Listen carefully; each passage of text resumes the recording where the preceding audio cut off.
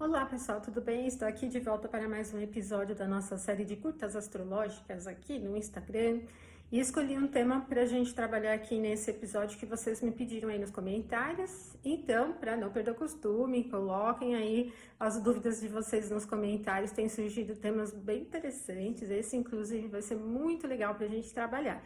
E também eu pretendo continuar com essa série aqui por muito tempo, ter muitos episódios. Então, não deixem de colocar as dúvidas aí ou se vocês tiverem alguma curiosidade, algum interesse específico na astrologia aí também, tá bom?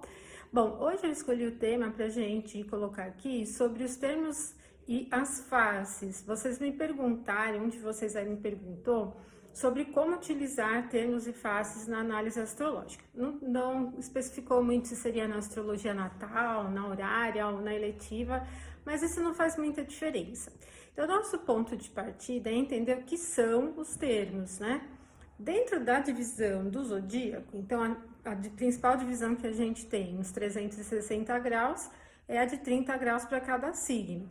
Mas dentro do trecho de 30 graus, há várias maneiras de subdivisão, né, de trabalhar com os graus.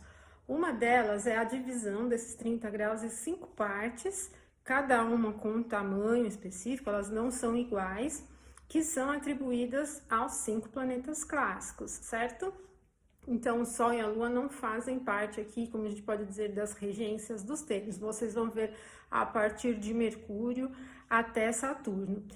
Mas o motivo da divisão, por que se criou essa divisão, não é muito bem explicado, ou se perdeu alguma coisa aí pelo meio do caminho, e a gente não tem muita certeza do porquê se criaram os termos. Existem algumas reflexões sobre o tema, e alguns astrólogos acabam acreditando que na forma, né, como a atribuição aos planetas foi colocada, seria no primeiro termo, por exemplo, para atribuir um certo privilégio ao planeta que tem mais dignidade em um determinado signo. Então, por exemplo, o primeiro termo de Áries seria correspondente ao planeta que tem mais dignidade no signo de Áries, né, considerando as dignidades essenciais maiores, o domicílio, a exaltação e a triplicidade, certo?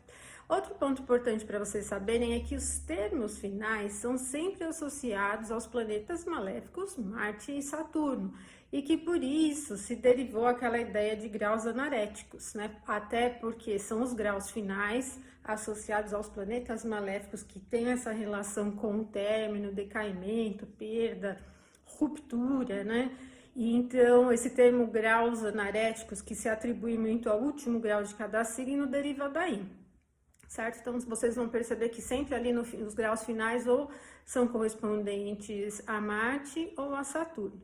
Também é preciso saber que existem maneiras diferentes de se atribuir, então, essas 5 partes, esses 5 termos, dentro de cada signo do zodíaco.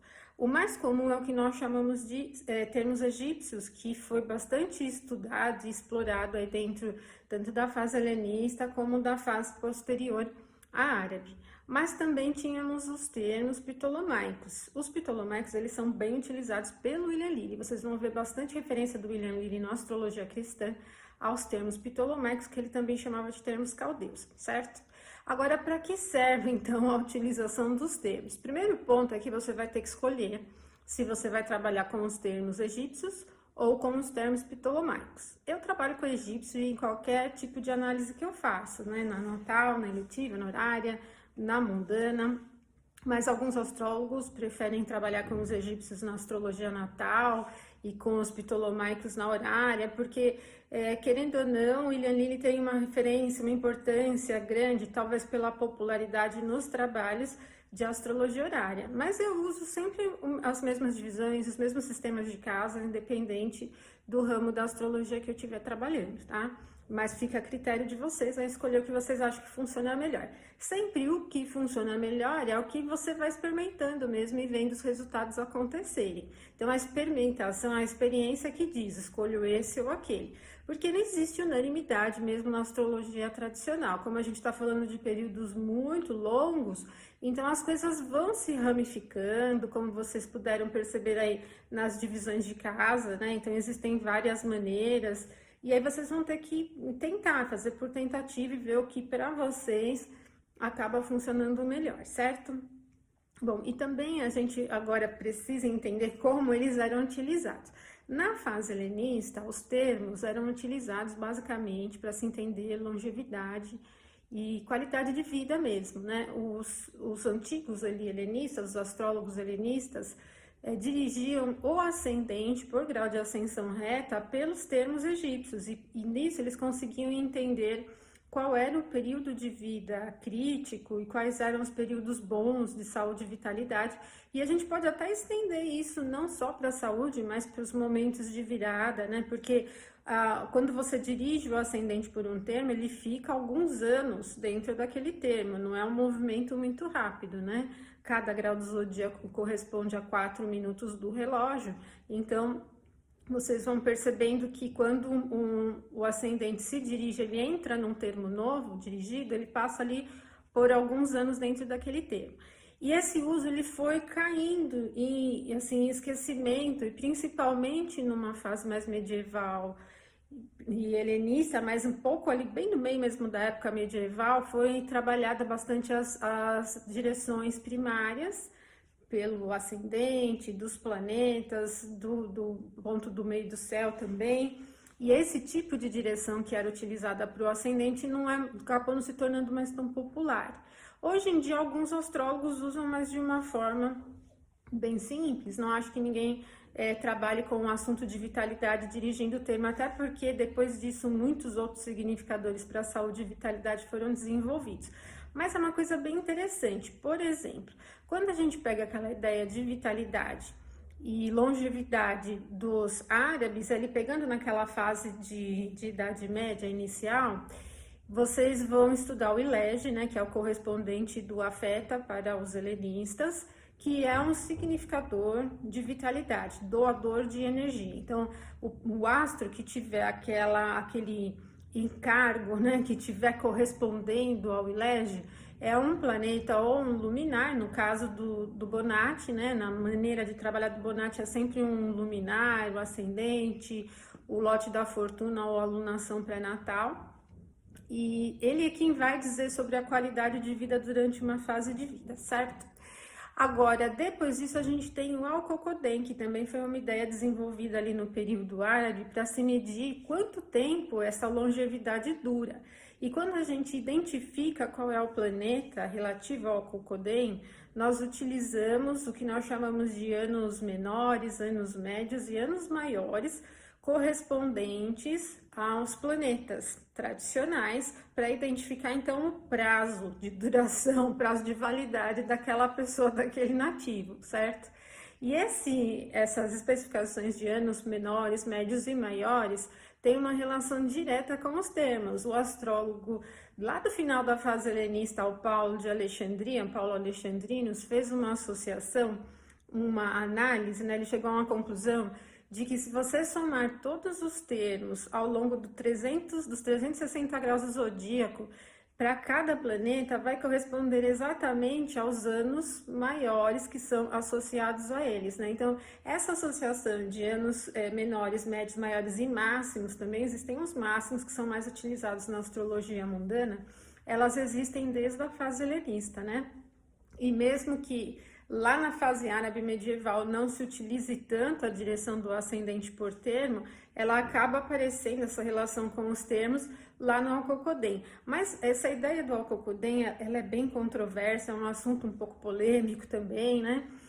Muitas pessoas têm um pouco de receio de falar sobre morte e duração da vida, e aí vocês vão percebendo que esse é um tema um pouco tabu ainda, né? Mas eu acho bem interessante, se vocês que estão acompanhando também a série do podcast que eu tenho publicado todo domingo, quando eu fiz o episódio sobre a vida do Girolamo Cardano e a Inquisição, tem um episódio ali da vida dele que ele faz uma previsão sobre a própria morte, né? E que não se cumpre, lembram disso? Então, esse tipo de previsão que ele fez sobre a própria morte é exatamente essa que os helenistas faziam, dirigindo o ponto do ascendente, o grau exato do ascendente pelos termos. Então ele chegou lá no termo de Saturno, e quando ele olhou a qualidade de Saturno dentro da carta dele, ele falou, é nesse ano aqui que eu não passo, né? Não vou continuar aqui na Terra. Mas, felizmente, ali naquele momento ele errou a previsão dele. Deve ter esquecido de olhar alguma coisinha ali importante, né?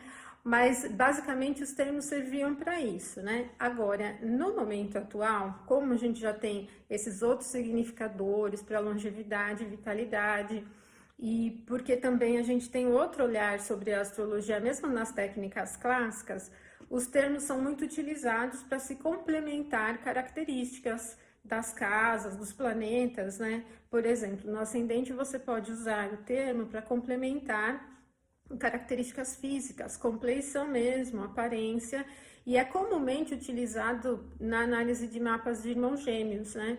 Quando um tem o ascendente em um termo, e daí o que nasce depois já tem o ascendente no termo seguinte. Fiz uma análise, acho que até comentei, coloquei um post aqui no Instagram, no momento que eu estava fazendo uma análise de uma moça, e ela tinha um irmão gêmeo, mencionou para mim no meio da análise ali, e ela tem o ascendente num termo diferente do dele, dá bastante diferença de características, tanto físicas como de interesse. Então, a gente pode usar o termo, essa mudança de termo no trabalho de mapas de irmãos gêmeos, não é a única forma, existem muitas formas, muitas maneiras de trabalhar com mapas de gêmeos, né? Mas também para complementar características físicas, no caso do ascendente, ou se você estiver analisando qualquer outro tema, se estiver analisando a casa 2, temas materiais, e o regente do ascendente te deixar um pouco em dúvida, né? Será que é isso? Vou por esse caminho ou não? Tenta observar, então, no termo, né, em que o regente da casa 2 está e se ele acrescenta mais informações para um lado ou para o outro, tá? Ter dúvidas quando você está fazendo um delineamento da carta é comum, mas você tem todos os elementos na própria carta para esclarecer as suas dúvidas. E isso vocês têm um universo, assim, muito grande mesmo, dando conhecimento de informações astrológicas. Eles podem extrair muitas informações, tá bom?